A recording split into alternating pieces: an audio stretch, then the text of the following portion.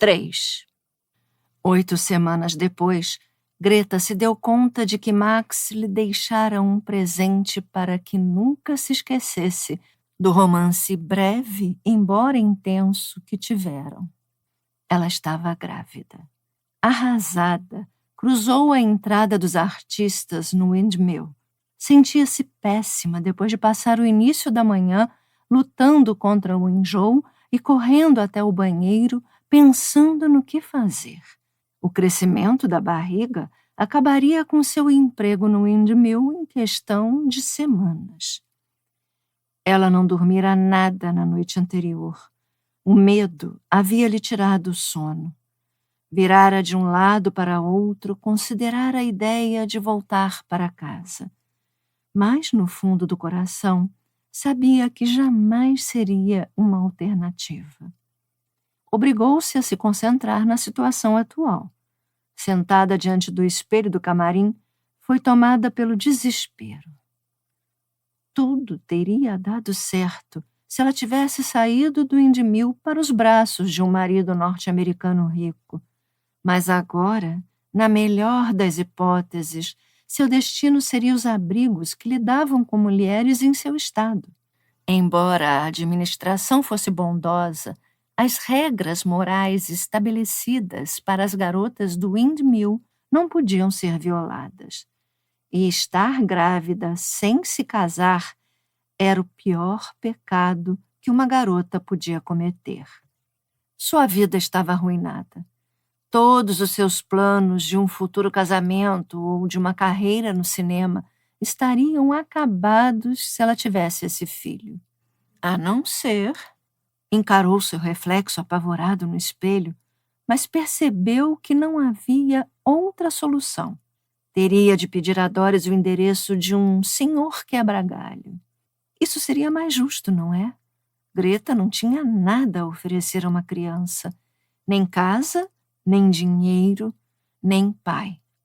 A cortina desceu e as garotas voltaram cansadas para o camarim. Doris, cochichou Greta. Posso falar com você? É claro, meu bem. Greta esperou as outras entrarem no camarim para falar. Com toda a calma possível, pediu o endereço de que precisava. Os olhos brilhantes de Doris a examinaram de perto. Ai, ai, ai! O americano deixou um presente de despedida, não foi? Greta baixou a cabeça e fez que sim. Doris deu um suspiro e pôs a mão no braço dela, solidária. Sabia ser dura feito pedra de vez em quando, mas por trás daquela impetuosidade batia um coração de ouro. É claro que darei o endereço, querida, mas vai custar caro, você sabe. Quanto? Depende. Diga que você é minha amiga e pode ser que ele cobre mais barato. Greta tornou a estremecer. Doris falava como se ela fosse apenas fazer um permanente no cabelo. É seguro? Arriscou-se a perguntar. Bem, eu fiz 2 e ainda estou aqui para contar a história. Mas ouvi falar de uns casos pavorosos, respondeu Doris. Depois que ele acabar, vá para casa e fique deitada até parar o sangramento. Se não parar, vá depressa para um hospital. Venha, eu vou escrever o endereço. Dê uma passada por lá amanhã que ele marca um horário para você. Quer que eu vá junto? Não, vai ficar tudo bem. Obrigada, Doris, disse Greta agradecida. Sem problema. Temos que cuidar uma das outras, não é? E lembre-se, querida, você não é a primeira e não será a última. Logo cedo, na manhã seguinte, Greta pegou um ônibus na Edgeworth Street para Cricklewood. Achou a via em que morava o Sr. Quebra-Galho e foi caminhando devagar. Parada diante do portão, olhou de relance para uma casinha de tijolos vermelhos. Respirou fundo, entrou e bateu à porta da frente. Um momento depois, viu-se agitar uma cortina de voal e, em seguida, ouviu um trinco se abrir. Pois não? Um homem diminuto, de inquietante semelhança com as imagens de Rumpelstiltskin dos livros da infância de Greta, veio atender. Olá, eu... A Doris me mandou. Certo, certo. O homem abriu mais a porta para deixar Greta passar e ela entrou num vestíbulo pequeno e encardido. Espere aqui, por favor. Estou terminando de atender uma paciente, disse ele, apontando para uma saleta quase sem móveis.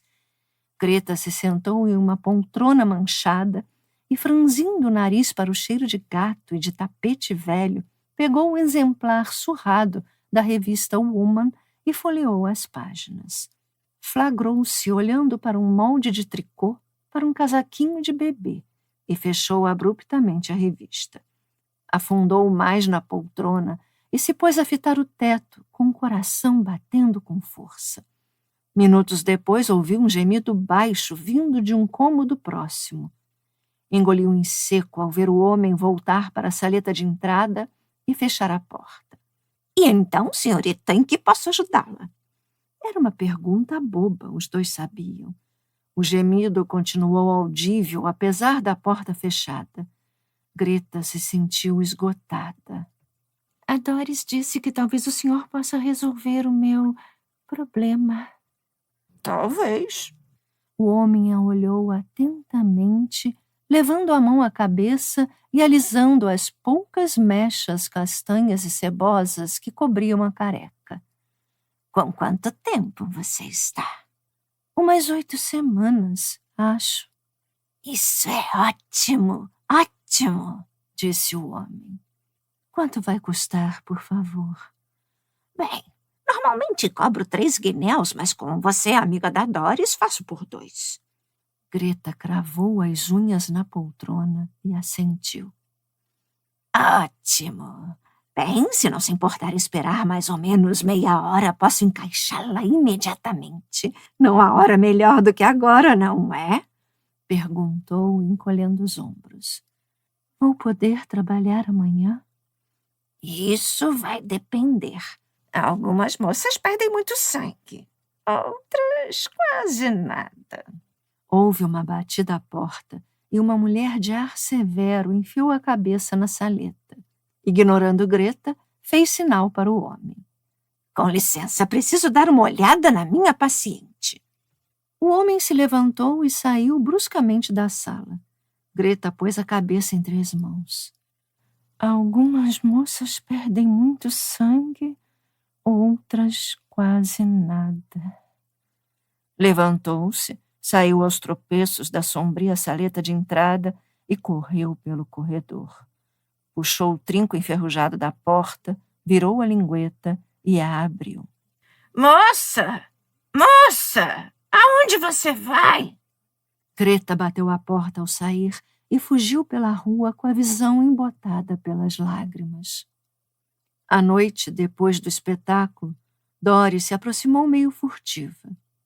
Esteve com ele? Greta fez que sim. E quando vai... Você sabe?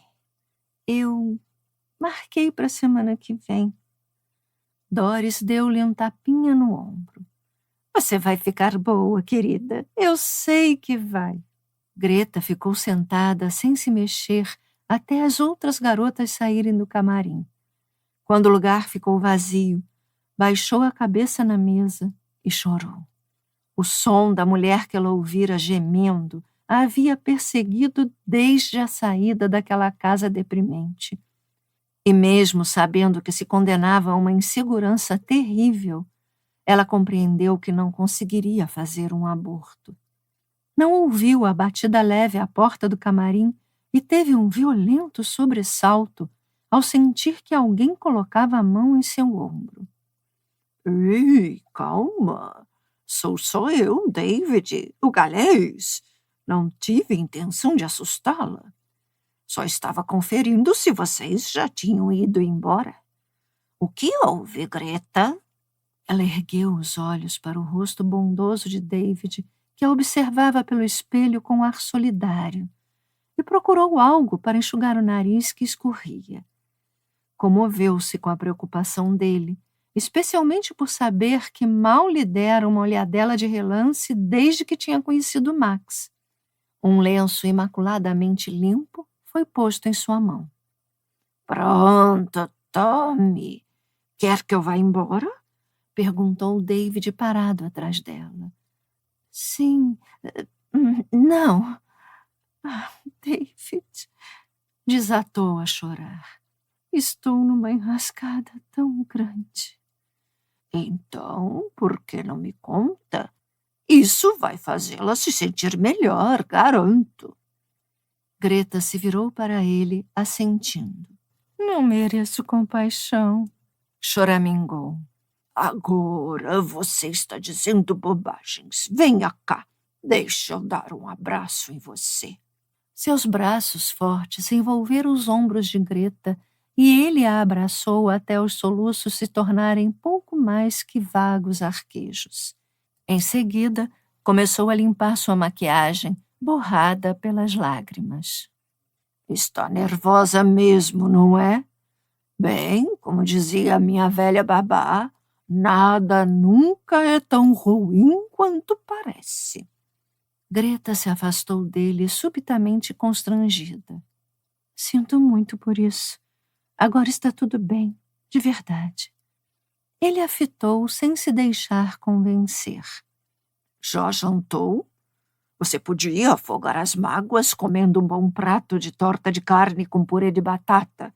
Descobri que isso sempre ajuda nas questões do coração. Suponho que sejam a fonte de seu problema. O problema está um pouco abaixo do coração, na verdade, resmungou Greta, que imediatamente se arrependeu do que tinha dito. David fez o melhor que pôde para não deixar transparecer no rosto suas verdadeiras emoções. Entendo. Aquele Yankee deu fora e a deixou, não é? Sim, mas... Greta o olhou atônita. Como você soube dele? Greta, você trabalha num teatro. Todos, desde o porteiro até o diretor, sabem da vida de todo mundo. Nem uma freira conseguiria guardar um segredo neste lugar. Sinto muito não ter falado dele com você. Deveria ter falado, mas... O que passou, passou. Agora vou esperar lá fora enquanto você troca de roupa. Depois vou levá-la para jantar. Mas eu... Sim? Greta lhe lançou um sorriso desanimado. Obrigada por ser tão bom. É para isso que servem os amigos, não é? Ele a levou à lanchonete de praxe do outro lado da rua, em frente ao teatro. Greta descobriu que estava faminta e devorou sua torta de carne com purê enquanto contava a David suas aflições. E então peguei o endereço com a Doris e fui procurá-lo hoje de manhã. Mas você não faz ideia de como é aquilo. O tal senhor quebra-galho. As unhas dele eram sujas. Eu não posso. Não posso. Entendo. Ele a acalmou. E o seu noivo não sabe que você está grávida? Não. Ele embarcou na manhã seguinte, à noite em que foi ao Windmill e me viu nua no palco. Não tenho o endereço dele nos Estados Unidos. Mesmo que tivesse, dificilmente ele me aceitaria de volta, não é? Ele vem de uma família muito tradicional. Sabe em que lugar dos Estados Unidos ele vive? Sim, numa cidade chamada Charleston. Fica ao sul, ao que parece. Eu estava tão empolgada com a ideia de ver as luzes brilhantes de Nova York. Greta, se Max mora onde você disse, duvido que algum dia você chegasse sequer a ver Nova York. Fica a mais de 1.200 quilômetros de Charleston, quase tão distante quanto Londres da Itália. Os Estados Unidos são um país imenso. Eu sei, Mas todos os norte-americanos que conheci parecem muito avançados e não todos cheios de convenções como nós ingleses. Acho que eu me daria bem lá. David a fitou com as emoções divididas, uma mistura conflitante de irritação e compaixão pela ingenuidade dela. Bem, se isso a faz se sentir melhor, minha querida menina, a cidade para onde você estava prestes a se mudar fica bem no centro do que é conhecido como o Cinturão da Bíblia. Os habitantes de lá são adeptos tão rígidos das Sagradas Escrituras que fazem até a moral das mais devotas almas inglesas parecer relapsa. Max chegou a dizer que era batista, ponderou Greta. Pois então, aí está. Sei que não serve de consolo, mas sinceramente, Greta, Charleston é tão distante da atmosfera de Nova York quanto a casa da minha família nas encostas silvestres das montanhas galeses fica longe de Londres. Você seria um peixe fora d'água por lá, especialmente depois da vida que levou aqui. Pessoalmente, acho que você teve sorte de escapar. Pode ser. Greta compreendeu que ele estava tentando consolá-la, mas todo mundo sabia que os Estados Unidos eram um novo mundo, a terra da oportunidade, onde quer que se morasse. Mas se você diz que eles têm uma moral tão rigorosa, por que, Max? Bem, você sabe. Greta enrubesceu. Talvez ele tenha achado que podia flexibilizar um pouco as regras, se vocês estavam noivos, prestes a se casar, sugeriu ele, sem jeito. Pensei que Max me amasse de verdade. Se ele não tivesse me pedido em casamento, eu nunca teria... A voz de Greta se extinguiu diante do constrangimento. David estendeu a mão até a dela e a apertou. Sei que você não teria, disse em tom gentil. Não sou como Doris, de verdade. Max, ele foi o primeiro. As lágrimas tornaram a brotar em seus olhos. Por que a minha vida sempre parece dar errado? Será, Greta? Você quer falar disso? Não, ela se apressou em responder. Só estou sendo complacente comigo mesma, sentindo pena de mim por ter cometido um erro tão grande. Enquanto via a Greta forçar um sorriso, David se perguntou o que a teria levado, uma moça obviamente instruída e cuja dicção lhe dizia ter recebido uma educação esmerada, a parar no Windmill. Greta destoava do resto das moças, o que, para ser franco, tinha sido a razão de ele se sentir atraído pela jovem. Entretanto, era óbvio que esse não era o momento para fazer perguntas, de modo que ele mudou de assunto. Você quer o bebê, Greta? Para ser sincera, não sei. Estou confusa e com medo, e envergonhada. Acreditei mesmo que Max me amava. Por que eu fui... Quando eu estava naquela casa pavorosa, esperando para falar com o tal quebra-galho de Doris, não fugi só por ter sentido medo do procedimento. Fiquei pensando nessa coisa miúda dentro de mim. Depois, na volta para casa, passei por 2 ou 3 mães empurrando carrinhos com seus bebês, e isso me fez pensar que, por minúsculo que seja, ele está vivo, não está? Sim, Greta, está. Nesse caso, não posso cometer um assassinato por um erro que cometi, não é? Negar ao bebê o direito dele à vida.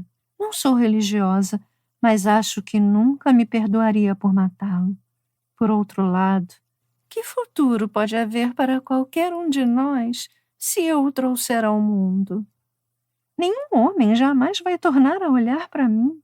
Uma garota do Windmill e grávida aos 18 anos. Está longe de ser um bom histórico, né? Bem, sugiro que você deixe a decisão para depois de uma boa noite de sono.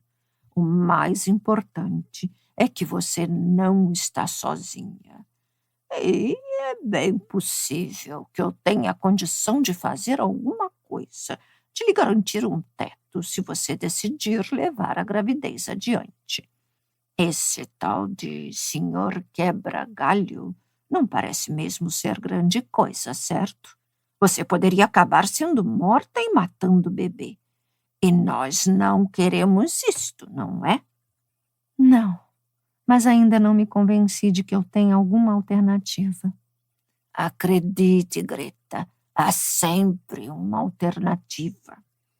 Que tal falar com o Sr. Van Damme? Tenho certeza de que ele já teve de lidar com esse tipo de coisa. Ah, não, eu não poderia fazer isso. Sei que ele é boa pessoa, mas o Sr. Van Damme espera que suas garotas sejam mais puras que a pureza. Ele é terrivelmente protetor quando o assunto é a imagem do Windmill. Amanhã mesmo eu seria posta no olho da rua. Calma, foi só uma ideia, retrucou ele, levantando-se para pagar a conta. Agora vou colocá-la num táxi. Vá para casa e descanse. Você está exausta. Não, posso pegar o ônibus, juro. Eu insisto. Enquanto chamava o táxi na porta da lanchonete, ele pôs algumas moedas na mão de Greta, levando o indicador aos lábios dela ao vê-la recomeçar a protestar. Por favor, vou ficar preocupado se você não aceitar. Tenha bons sonhos, Greta, e não se preocupe. Agora estou aqui. Obrigada por ser tão bondoso. Ao acenar para o táxi que se afastava, David se perguntou por que estava tentando ajudar Greta. Mas a resposta era simples. A despeito do que a moça pudesse ter feito, ele sabia que a amava desde o momento em que pusera os olhos nela.